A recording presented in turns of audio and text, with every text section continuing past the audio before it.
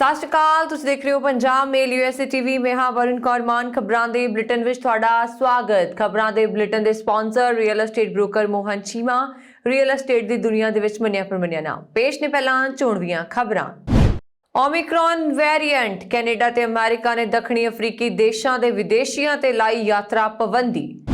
Corona ਦੇ ਨਵੇਂ variant ਦਾ ਕਹਿਰ। ਬ੍ਰਿਟੇਨ ਨੇ 6 ਦੱਖਣੀ ਅਫਰੀਕੀ ਦੇਸ਼ਾਂ ਦੀਆਂ ਉਡਾਣਾਂ ਤੇ ਲਗਾਈ ਪਾਬੰਦੀ। ਇਟਲੀ ਨੇ ਵੀ ਅਫਰੀਕਨ ਮੁਲਕਾਂ ਦੀਆਂ ਹਵਾਈ ਉਡਾਣਾਂ ਤੇ ਲਗਾਈ ਪਾਬੰਦੀ। ਆਸਟ੍ਰੇਲੀਆ ਦੇਵੇਗਾ 2022 ਵਿੱਚ ਰਿਕਾਰਡ ਤੋੜ ਸਟੱਡੀ ਵੀਜ਼ਾ। ਸਾਊਦੀ ਅਰਬ ਨੇ ਭਾਰਤ ਪਾਕਿਸਤਾਨ ਸਮੇਤ 6 ਦੇਸ਼ਾਂ ਤੋਂ ਯਾਤਰਾ ਪਾਬੰਦੀ ਹਟਾਈਆਂ। ਯਾਤਰੀਆਂ ਨੂੰ ਮਿਲੇਗੀ ਸਿੱਧੀ ਐਂਟਰੀ। ਇੰਗਲਿਸ਼ ਚੈਨਲ ਮੁੱਦੇ ਤੇ ਫਰਾਂਸ ਨਾਲ ਗੱਲਬਾਤ ਲਈ ਤਿਆਰ ਨਹੀਂ। ਪ੍ਰੀਤੀ ਪਟੇਲ। ਭਾਰਤ 15 ਦਸੰਬਰ ਤੋਂ ਮੁੜ ਸ਼ੁਰੂ ਕਰੇਗਾ ਕੌਮਾਂਤਰੀ ਉਡਾਣਾਂ। 6 ਹੋਰ ਦੇਸ਼ਾਂ ਦੇ ਯਾਤਰੀਆਂ ਨੂੰ ਇਕਾਂਤਵਾਸ ਤੋਂ ਛੋਟ ਦੇਵੇਗਾ ਸਿੰਗਾਪੁਰ। ਤੇ ਹੁਣ ਇਹਨਾਂ ਖਬਰਾਂ ਦਾ ਵਿਸਥਾਰ।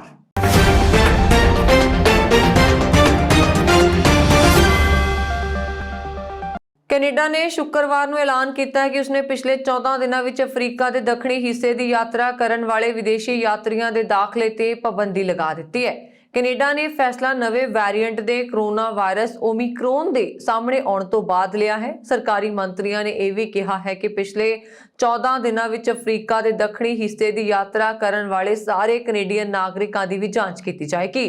ਪਿਛਲੇ 14 ਦਿਨਾਂ ਵਿੱਚ ਕੈਨੇਡਾ ਆਉਣ ਵਾਲੇ ਲੋਕਾਂ ਨੂੰ ਵੀ ਆਈਸੋਲੇਸ਼ਨ ਵਿੱਚ ਰਹਿਣ ਅਤੇ ਕੋਵਿਡ ਇਨਫੈਕਸ਼ਨ ਲਈ ਟੈਸਟ ਕਰਵਾਉਣ ਲਈ ਕਿਹਾ ਗਿਆ ਹੈ।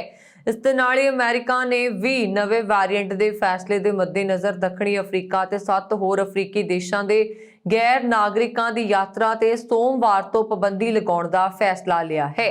ਦੱਸ ਦਈਏ ਕਿ ਵਿਸ਼ਵ ਸਿਹਤ ਸੰਗਠਨ ਦੀ ਇੱਕ ਸਲਾਹਕਾਰ ਕਮੇਟੀ ਨੇ ਦੱਖਣੀ ਅਫਰੀਕਾ ਵਿੱਚ ਪਹਿਲੀ ਵਾਰ ਸਾਹਮਣੇ ਆਏ ਕੋਰੋਨਾ ਵਾਇਰਸ ਦੇ ਨਵੇਂ ਵੇਰੀਐਂਟ ਨੂੰ ਬੇਹੱਦ ਤੇਜ਼ੀ ਨਾਲ ਫੈਲਣ ਵਾਲਾ ਚਿੰਤਾਜਨਕ ਕਿਸਮ ਕਰਾਰ ਦਿੱਤਾ ਹੈ। WHO ਨੇ ਇਸ ਕੋਰੋਨਾ ਦੇ ਨਵੇਂ ਵੇਰੀਐਂਟ ਨੂੰ ਯੂਨਾਨੀ ਅੱਖਰ ਓਮਿਕਰੋਨ ਦਾ ਨਾਮ ਦਿੱਤਾ ਹੈ। ਬ੍ਰਿਟੇਨ ਨੇ ਵੀ ਦੱਖਣੀ ਅਫਰੀਕੀ ਦੇਸ਼ਾਂ ਵਿੱਚ ਕੋਰੋਨਾ ਵਾਇਰਸ ਦੇ ਨਵੇਂ ਵੇਰੀਐਂਟ ਦੇ ਪ੍ਰਸਾਰ ਨੂੰ ਦੇਖਦੇ ਹੋਏ ਦੱਖਣੀ ਅਫਰੀਕਾ, ਬੋਤਸਵਾਨਾ, ਲੋਸਥੋਸ ਅਤੇ ਨਾਮੀਬੀਆ ਤੋਂ ਜ਼ਿੰਬਾਬਵੇ ਅਤੇ ਨਾਮੀਬੀਆ ਲਈ 28 ਨਵੰਬਰ ਤੱਕ ਉਡਾਣਾਂ ਤੇ ਪਾਬੰਦੀ ਲਗਾ ਦਿੱਤੀ ਹੈ। ਸਰਕਾਰ ਨੇ ਜਾਰੀ ਇੱਕ ਬਿਆਨ ਵਿੱਚ ਕਿਹਾ, ਸ਼ੁੱਕਰਵਾਰ 26 ਨਵੰਬਰ ਤੋਂ ਦੱਖਣੀ ਅਫਰੀਕਾ, ਬੋਤਸਵਾਨਾ, ਲੋਸਥੋ, ਇਸਤਵਾਨੀ, ਜ਼ਿੰਬਾਬਵੇ ਅਤੇ ਨਾਮੀਬੀਆ ਨੂੰ ਬ੍ਰਿਟੇਨ ਦੀ ਯਾਤਰਾ ਲਈ ਲਾਲ ਸੂਚੀ ਵਿੱਚ ਸ਼ਾਮਲ ਕੀਤਾ ਜਾਏਗਾ।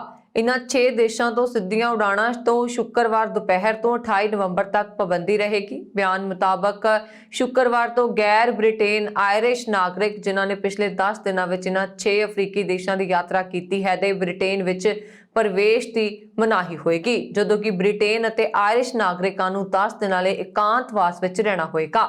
ਜ਼ਿਕਰਯੋਗ ਹੈ ਕਿ ਇਸ ਹਫ਼ਤੇ ਦੀ ਸ਼ੁਰੂਆਤ ਵਿੱਚ ਬ੍ਰਿਟੇਨ ਦੇ ਵਿਗਿਆਨੀਆਂ ਨੇ ਬੋਤਸਵਾਨਾ ਵਿੱਚ ਕੋਰੋਨਾ ਵਾਇਰਸ ਦੇ ਨਵੇਂ ਵੇਰੀਐਂਟ ਪਾਏ ਜਾਣ ਨੂੰ ਲੈ ਕੇ ਚੇਤਾਵਨੀ ਜਾਰੀ ਕੀਤੀ ਸੀ। ਉਧਰ ਦੂਜੇ ਪਾਸੇ ਕੋਰੋਨਾ ਵਾਇਰਸ ਨੂੰ ਹੀ ਦੇਖਦਿਆਂ ਇਟਲੀ ਸਰਕਾਰ ਨੇ ਵੀ ਅਫਰੀਕਨ ਮੁਲਕਾਂ ਦੀਆਂ ਹਵਾਈ ਉਡਾਣਾਂ ਦੇ ਇਟਲੀ ਆਉਣ ਤੇ ਰੋਕ ਲਗਾ ਦਿੱਤੀ ਹੈ। ਇਟਲੀ ਦੇ ਸਿਹਤ ਮੰਤਰੀ ਰੈਬੋਰਤੋ ਸਪਰਾਂਸਾ ਨੇ ਇਸ ਆਦੇਸ਼ ਤੇ ਦਸਤਖਤ ਕਰਦਿਆਂ ਐਲਾਨ ਕੀਤਾ ਹੈ ਕਿ ਹਰ ਇੱਕ ਮੁਸਾਫਰ ਲਈ ਇਟਲੀ ਪ੍ਰਵੇਸ਼ ਕਰਨ ਤੇ ਪਾਬੰਦੀ ਹੋਏਗੀ ਜੋ ਕਿ ਪਿਛਲੇ 14 ਦਿਨ ਅਫਰੀਕਨ ਦੇਸ਼ਾਂ ਵਿੱਚ ਰਿਹਾ ਹੋਵੇ। ਦੱਸਣਯੋਗ ਹੈ ਕਿ ਦੱਖਣੀ ਅਫਰੀਕਾ 'ਚ ਨਵੀਂ ਤਰ੍ਹਾਂ ਦਾ ਕੋਰੋਨਾ ਵਾਇਰਸ ਫੈਲ ਚੁੱਕਾ ਹੈ। ਬਰਤਾਨੀਆ ਅਤੇ ਇਜ਼ਰਾਈਲ ਦੁਆਰਾ ਵੀ ਅਫਰੀਕਨ ਮੁਲਕਾਂ ਦੀਆਂ ਹਵਾਈ ਉਡਾਣਾਂ ਤੇ ਪਾਬੰਦੀ ਐਲਾਨੀ ਹੋਈ ਹੈ।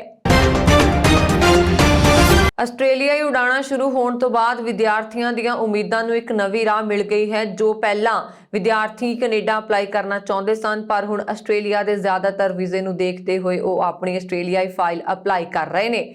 ਜੋ ਵਿਦਿਆਰਥੀ ਕੋਵਿਡ-19 ਕਰਕੇ ਪਹਿਲਾਂ ਆਸਟ੍ਰੇਲੀਆ ਨਹੀਂ ਜਾ ਸਕੇ, ਉਹਨਾਂ ਦਾ ਵੀਜ਼ਾ ਖਤਮ ਹੋ ਚੁੱਕਾ ਹੈ, ਉਹਨਾਂ ਨੂੰ ਦੁਬਾਰਾ ਵੀਜ਼ਾ ਲੈਣ ਦਾ ਮੌਕਾ ਮਿਲ ਰਿਹਾ ਹੈ ਤਾਂ ਜੋ ਆਸਟ੍ਰੇਲੀਆ ਜਾ ਕੇ ਆਪਣੀ ਪੜ੍ਹਾਈ ਜਾਰੀ ਰੱਖ ਸਕਣ।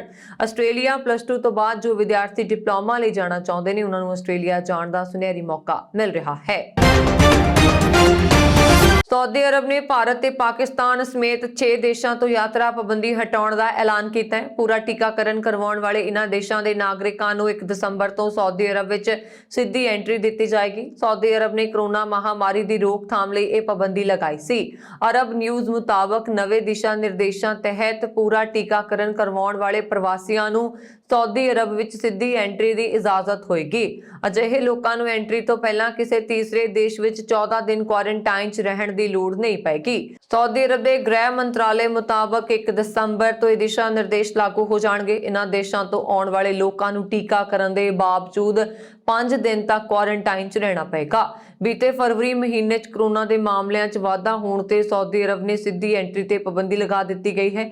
ਯਾਤਰਾ ਪਾਬੰਦੀ ਵਾਲੇ ਦੇਸ਼ ਵਿੱਚ ਲਿਬਨਾਨ, UAE, ਮਿਸਰ, ਤੁਰਕੀ, ਅਮਰੀਕਾ, ਬਰਤਾਨੀਆ, Germany, France, Italy, Ireland, Portugal, Switzerland, Sweden, Brazil, Argentina, Pakistan, ਦੱਖਣੀ ਅਫਰੀਕਾ, ਭਾਰਤ, ਇੰਡੋਨੇਸ਼ੀਆ ਤੇ ਜਾਪਾਨ ਨੂੰ ਸ਼ਾਮਲ ਕੀਤਾ ਗਿਆ ਸੀ।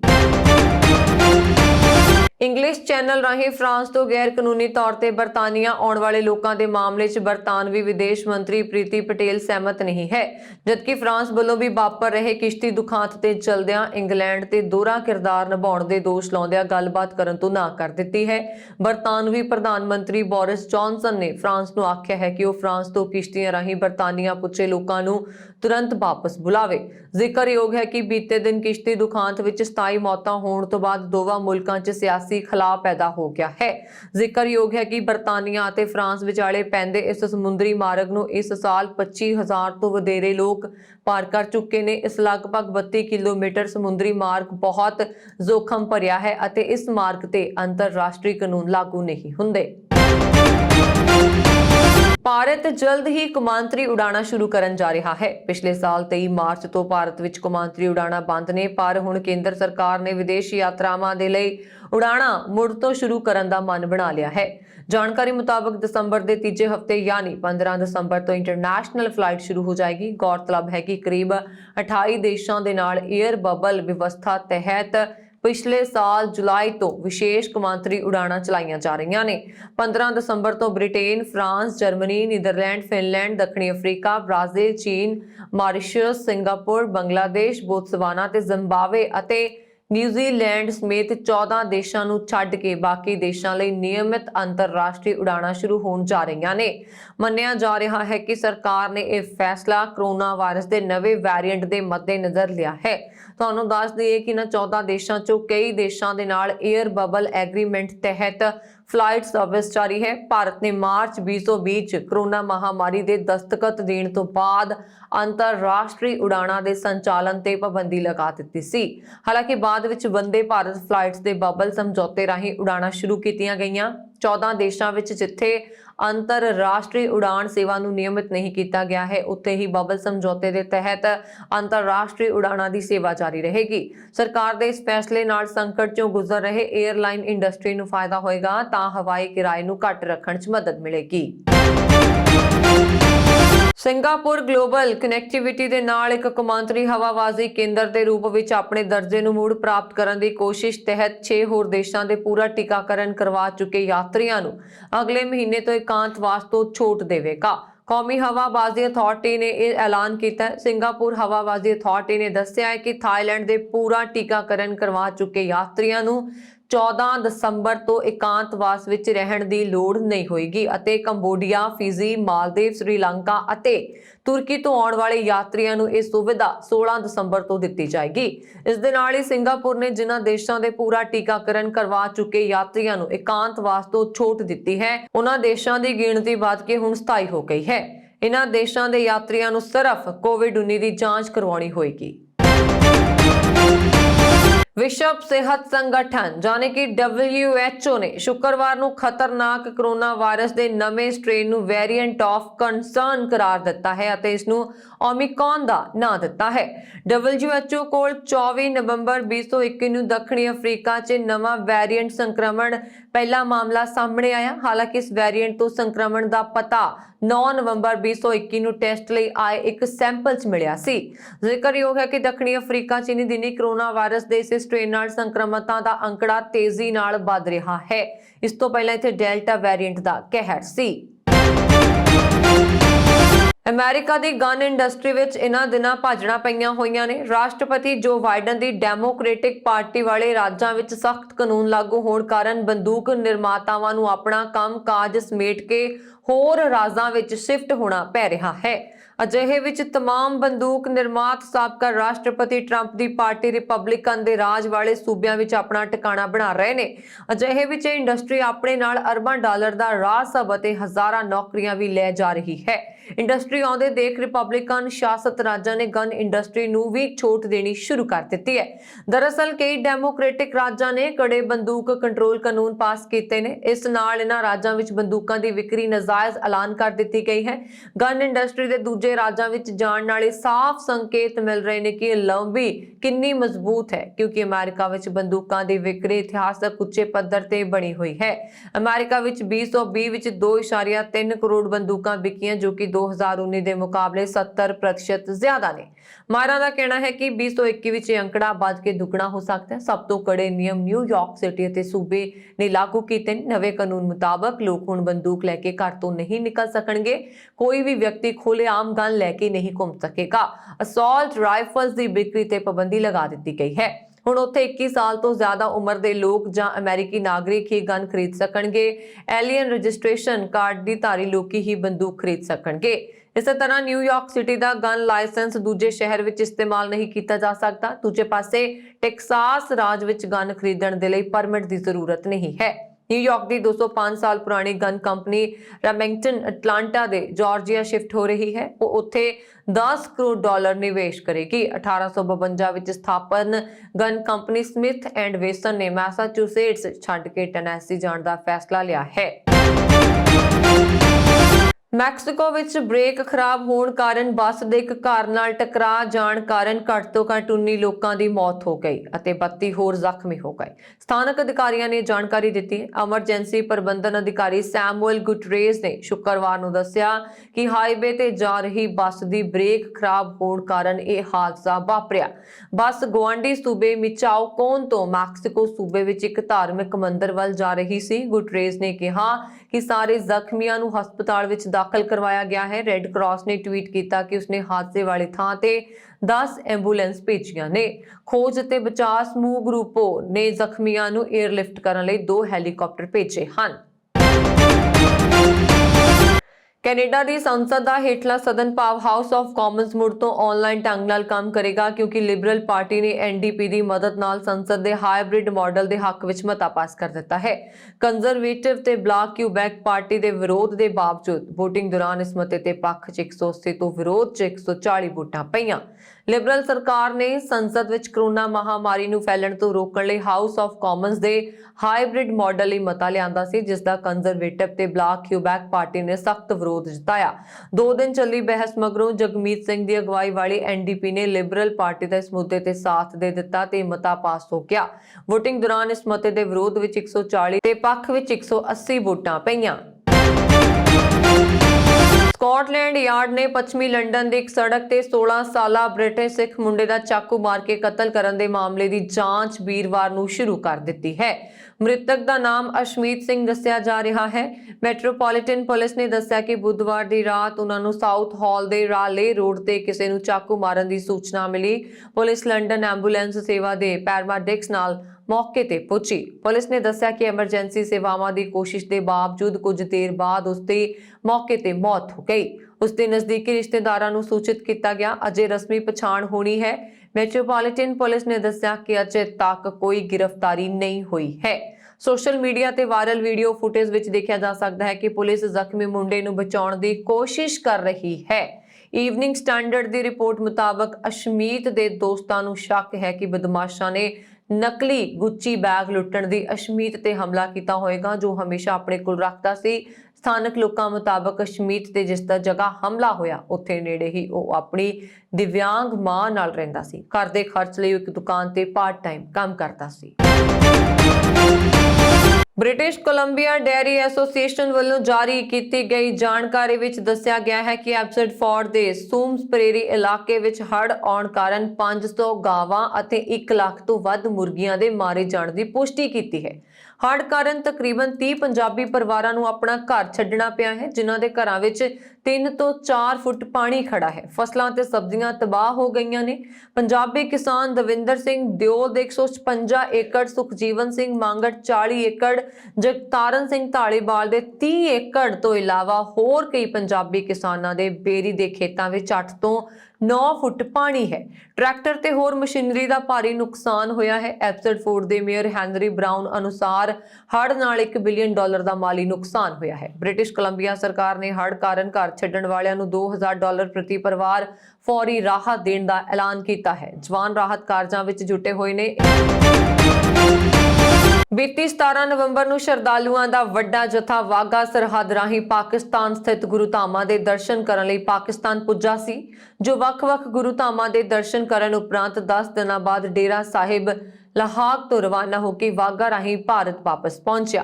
ਯਾਤਰਾ ਤੋਂ ਆਏ ਸ਼ਰਧਾਲੂਆਂ ਨੇ ਕਿਹਾ ਕਿ ਗੁਰੂ ਧਾਮਾਂ ਦੇ ਦਰਸ਼ਨ ਕਰਦਿਆਂ ਪਾਕਿਸਤਾਨ ਸਰਕਾਰ ਵੱਲੋਂ ਵਧੀਆ ਪ੍ਰਬੰਧ ਕੀਤੇ ਗਏ ਸਨ।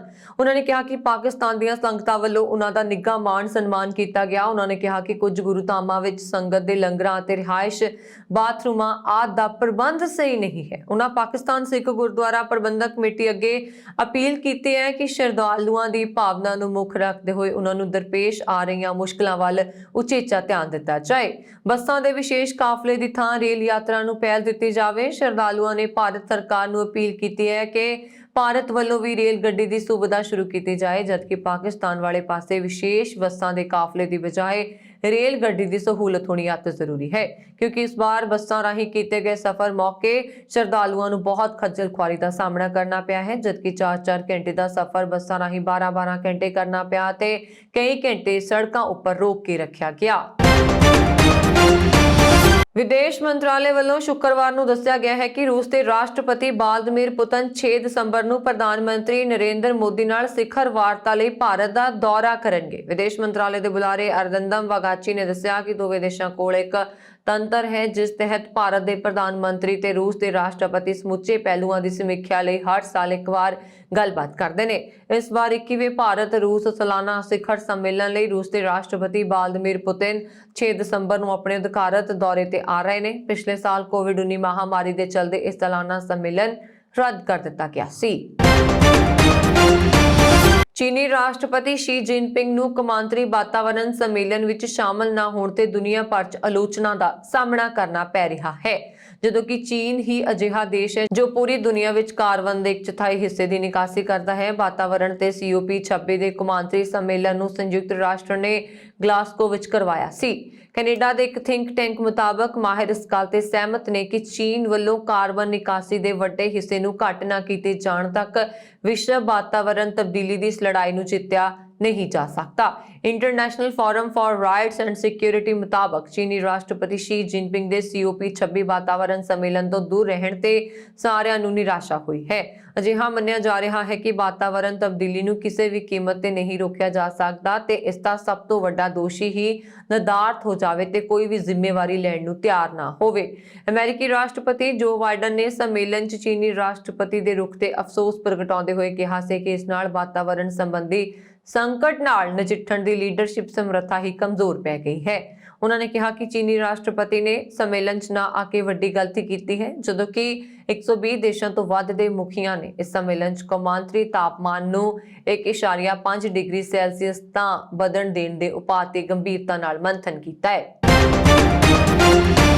ਸੋਮਵਾਰ ਨੂੰ ਸੰਸਦ ਦੇ ਸਰਦ ਰੁੱਤ ਸੈਸ਼ਨ ਵਿੱਚ 3 ਖੇਤੀ ਕਾਨੂੰਨਾਂ ਨੂੰ ਰੱਦ ਕਰਨ ਤੇ ਫੈਸਲਾ ਹੋਏਗਾ। ਇਸ ਦੌਰਾਨ ਪ੍ਰਧਾਨ ਮੰਤਰੀ ਨੇ ਆਪਣੇ ਸਾਰੇ ਸੰਸਦ ਮੈਂਬਰਾਂ ਨੂੰ ਸੋਮਵਾਰ ਨੂੰ ਲੋਕ ਸਭਾ ਵਿੱਚ ਹਾਜ਼ਰ ਹੋਣ ਲਈ ਕਿਹਾ ਹੈ।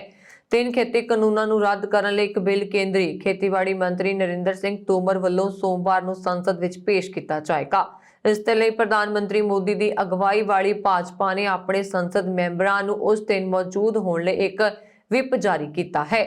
ਸੰਸਦ ਦਾ ਸਰਦ ਰੁੱਤ ਸੈਸ਼ਨ 2 ਦਿਨਾਂ ਬਾਅਦ ਸ਼ੁਰੂ ਹੋ ਰਿਹਾ ਹੈ, ਜਿਸ ਵਿੱਚ ਖੇਤੀ ਕਾਨੂੰਨਾਂ ਨੂੰ ਰੱਦ ਕਰਨ ਵਾਲੇ ਬਿੱਲ ਦੇ ਨਾਲ ਲਿਸਟ ਵਿੱਚ 26 ਹੋਰ ਬਿੱਲ ਵੀ ਸ਼ਾਮਲ ਨੇ, ਜਿਨ੍ਹਾਂ ਨੂੰ ਪਾਸ ਕੀਤਾ ਜਾਣਾ ਹੈ। ਦੱਸਦੇ ਕਿ ਖੇਤੀ ਕਾਨੂੰਨਾਂ ਨੂੰ ਰੱਦ ਕਰਵਾਉਣ ਲਈ ਕਿਸਾਨ ਪਿਛਲੇ ਸਾਲ ਤੋਂ ਅੰਦੋਲਨ ਕਰ ਰਹੇ ਨੇ। ਇਹ ਪਿਛਲੇ ਸਾਲ ਮਾਨਸੂਨ ਸੈਸ਼ਨ ਵਿੱਚ ਪਾਸ ਕੀਤੇ ਗਏ ਸਨ। ਉਦੋਂ ਤੋਂ ਇਹਨਾਂ ਕਾਨੂੰਨਾਂ ਦਾ ਵਿਰੋਧ ਹੋ ਰਿਹਾ ਹੈ। ਕੇਂਦਰੀ ਮੰਤਰੀ ਮੰਡਲ ਨੇ ਇਸ ਹਫ਼ਤੇ ਇਹਨਾਂ ਬਿੱਲਾਂ ਨੂੰ ਰੱਦ ਕਰਨ ਨੂੰ ਮਨਜ਼ੂਰੀ ਦੇ ਦਿੱਤੀ ਸੀ ਤੇ ਹੁਣ ਇਹ ਬਿੱਲ ਸੰਸਦ ਦੇ ਸੈਸ਼ਨ ਵਿੱਚ ਪੇਸ਼ ਕੀਤੇ ਜਾ ਰਹੇ ਨੇ। ਵੀਰਵਾਰ ਨੂੰ ਗ੍ਰਹਿ ਮੰਤਰੀ ਅਮਿਤ ਸ਼ਾਹ ਨੇ ਇਸ ਸੈਸ਼ਨ ਲਈ ਸਰਕਾਰ ਦੀ ਰਣਨੀਤੀ ਤਿਆਰ ਕਰਨ ਵਾਸਤੇ ਕੇਂਦਰੀ ਮੰਤਰੀਆਂ ਦੀ ਇੱਕ ਹਾਈ ਪ੍ਰੋਫਾਈਲ ਮੀਟਿੰਗ ਸੱਦੀ ਹੈ।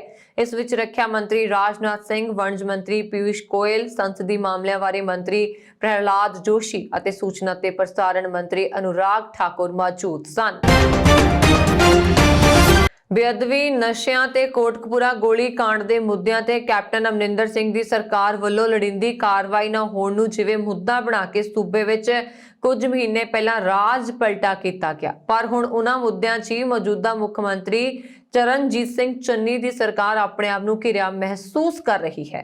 ਸਰਕਾਰ ਲਈ ਆਪਣੀ ਪਾਰਟੀ ਦੇ ਪ੍ਰਧਾਨ ਨੂੰ ਹੀ ਇਹਨਾਂ ਮੁੱਦਿਆਂ ਤੇ ਜਵਾਬ ਦੇਣਾ ਮੁਸ਼ਕਿਲ ਹੋ ਰਿਹਾ ਹੈ। ਦਿਲਚਸਪ ਗੱਲ ਇਹ ਹੈ ਕਿ ਬੇਅਦਬੀ ਦੇ ਮੁੱਦੇ ਤੇ ਵੀ 3 ਤੋਂ 4 ਵਜ਼ੀਰ ਤੇ ਕਈ ਸੀਨੀਅਰ ਆਗੂ ਡੇਰਾ ਸਿਰਸਾ ਵਿਰੁੱਧ ਕਿਸੇ ਤਰ੍ਹਾਂ ਦੀ ਕਾਰਵਾਈ ਦਾ ਵਿਰੋਧ ਕਰ ਰਹੇ ਨੇ ਤੇ ਉਹਨਾਂ ਦਾ ਕਹਿਣਾ ਹੈ ਕਿ ਇਸ ਮੌਕੇ ਜਿਹੀ ਕਾਰਵਾਈ ਉਹਨਾਂ ਦੇ ਹਲਕਿਆਂ 'ਚ ਉਹਨਾਂ ਦਾ ਨੁਕਸਾਨ ਕਰ ਸਕਦੀ ਹੈ। ਇਸੇ ਤਰ੍ਹਾਂ ਨਸ਼ਿਆਂ ਦੇ ਮੁੱਦੇ ਤੇ 2 ਸਰਕਾਰੀ ਜਾਂਚ ਰਿਪੋਰਟਾਂ ਨੂੰ ਸਰਕਾਰ ਵੱਲੋਂ ਜਨਤਕ ਨਾ ਕਰਨ ਤੇ ਗ੍ਰਹਿ ਸਕੱਤਰ ਦੀ ਅਲਮਾਰੀ 'ਚ ਬੰਦ ਰੱਖਣ ਦਾ ਕੀ ਕਾਰਨ ਜਾਂ ਰਾਜ਼ ਹੈ, ਉਸ ਤੇ ਵੀ ਸਰਕਾਰ ਦੀ ਚੁੱਪੀ ਸਰਕਾਰ ਪ੍ਰਤੀ ਬੇਭਰੋਸਗੀ ਪੈਦਾ ਕਰ ਰਹੀ ਹੈ।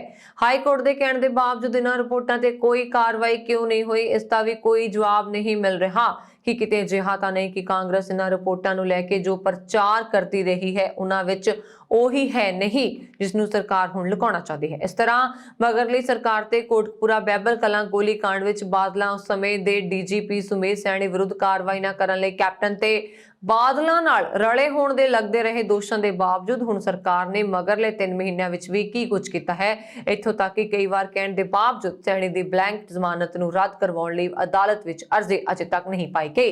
ਇੱਥੋਂ ਤੱਕ ਕਿ ਸਰਕਾਰ ਵੱਲੋਂ ਬੇਅਦਬੀ ਕੇਸ ਲਈ ਸੀਨੀਅਰ ਵਕੀਲ RS ਬੈਂਸ ਨੂੰ ਵਿਸ਼ੇਸ਼ ਪ੍ਰੋਸੀਕਿਊਟਰ ਲਗਾਇਆ ਗਿਆ ਸੀ, ਪਰ ਉਹਨਾਂ ਨੇ ਵੀ ਅਸਤੀਫਾ ਦੇ ਦਿੱਤਾ। ਪਰ ਸਰਕਾਰ ਉਹਨਾਂ ਦੀ ਥਾਂ ਤੇ ਵੀ 2 ਹਫ਼ਤਿਆਂ ਵਿੱਚ ਕੋਈ ਨਵੀਂ ਨਿਯੁਕਤੀ ਨਹੀਂ ਕਰ ਸਕੀ। ਸਿਆਸੀ ਤੇ ਪ੍ਰਸ਼ਾਸਨਿਕ ਹਲਕਿਆਂ ਵਿੱਚ ਇਹ ਵੀ ਮਹਿਸੂਸ ਕੀਤਾ ਜਾ ਰਿਹਾ ਹੈ ਕਿ ਜੇ ਕੈਪਟਨ ਸਰਕਾਰ ਵੱਲੋਂ ਇਹਨਾਂ ਮੁੱਦਿਆਂ ਤੇ ਕਾਰਵਾਈ ਨਾ ਹੋਣ ਨੂੰ ਚੋਣਾਂ ਦੌਰਾਨ ਪਾਰਟੀ ਲਈ ਮਾਰੂ ਕਰਾਰ ਦਿੱਤਾ ਜਾ ਰਿਹਾ ਸੀ ਤੇ ਕੀ ਹੁਣ ਮੌਜੂਦਾ ਸਰਕਾਰ ਇਸ ਸੰਬੰਧੀ ਹੋਣ ਵਾਲੇ ਨੁਕਸਾਨ ਤੋਂ ਬਚ ਜਾਏਗੀ। ਮੌਜੂਦਾ ਸਰਕਾਰ ਇਹਨਾਂ ਸਾਰਿਆਂ ਮੁੱਦਿਆਂ ਲਈ ਚੋਣਾਂ ਦੌਰਾਨ ਕੀ ਜਵਾਬ ਦੇਗੀ ਇਹ ਵੇਖਣ ਲਈ ਗੱਲ ਹੋਏਗੀ, ਪਰ ਸਿਆਸੀ ਤੇ ਪ੍ਰਸ਼ਾਸਨਿਕ ਹਲਕਿਆਂ ਵੱਲੋਂ ਇਹ ਜ਼ਰੂਰ ਮਹਿਸੂਸ ਕੀਤਾ ਜਾ ਰਿਹਾ ਹੈ ਕਿ ਚੰਨੀ ਸਰਕਾਰ ਕੋਲ ਇਹਨਾਂ ਮੁੱਦਿਆਂ ਤੇ ਕਾਰਵਾਈ ਲਈ ਜਿੱਥੇ ਇੱਛਾ ਸ਼ਕਤੀ ਤੇ ਇਕਸੁਰਤਾ ਦੀ ਕਮੀ ਨਜ਼ਰ ਆ ਰਹੀ ਹੈ, ਉੱਥੇ ਹੁਣ ਚੋਣਾਂ ਦੇ ਐਲਾਨ ਵਿੱਚ ਬਚੇ ਤਕਰੀਬਨ 1 ਮਹੀਨੇ ਦੇ ਸਮੇਂ 'ਚ ਸਰਕਾਰ ਲਈ ਕੁਝ ਕਰਕੇ ਵਿਖਾਉਣਾ ਵੀ ਬਹੁਤ ਮੁਸ਼ਕਿਲ ਹੋਏਗਾ, ਕਿਉਂਕਿ ਇਹ ਸਾਰੇ ਮਾਮਲੇ ਕਾਫੀ ਉਲਝੇ ਹੋਏ ਹਨ। ਤੇ ਇਹ ਸਨ ਹੁਣ ਤੱਕ ਦੀਆਂ ਖਬਰਾਂ। ਮੈਨੂੰ ਵਰੁਣ ਕੌਰ ਮਾਨੂ ਦਿਓ ਆ ਗਿਆ। ਹੋਰ ਖਬਰਾਂ ਦੇ ਲਈ ਸਾਡਾ YouTube ਚੈਨਲ ਪੰਜਾਬ ਮੇਲ USA TV ਜ਼ਰੂਰ ਸਬਸਕ੍ਰਾਈਬ ਕਰੋ। ਸਤਿ ਸ਼੍ਰੀ ਅਕਾਲ।